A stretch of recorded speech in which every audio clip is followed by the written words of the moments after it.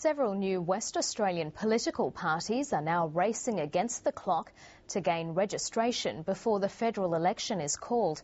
If they don't, they'll be forced to campaign without having official status. The big parties inevitably dominate the media coverage in the build-up to federal and state elections. But there are also 20 smaller parties registered with the Australian Electoral Commission and more seeking to get on the list. One is the Western Australia First Party, which has been campaigning since lodging its application in May so that its name will go on the ballot paper.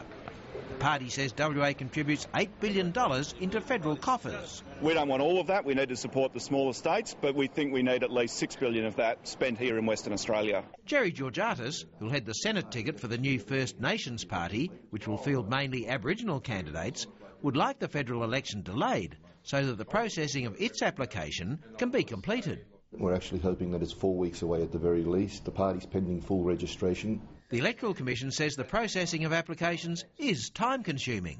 Generally, there's a 14 to 16 week period with regard to registration, but that depends on how well the party lodges their application. One of the newest parties on the scene with official status is the Australian Sex Party. Yeah, important for us to get on the ballot paper and start raising the issue and destigmatising sex and just offset some of the conservatism that exists in the federal parliament at the moment.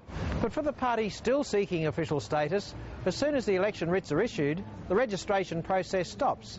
And that means their names won't be on the ballot paper. Peter Kennedy, ABC News.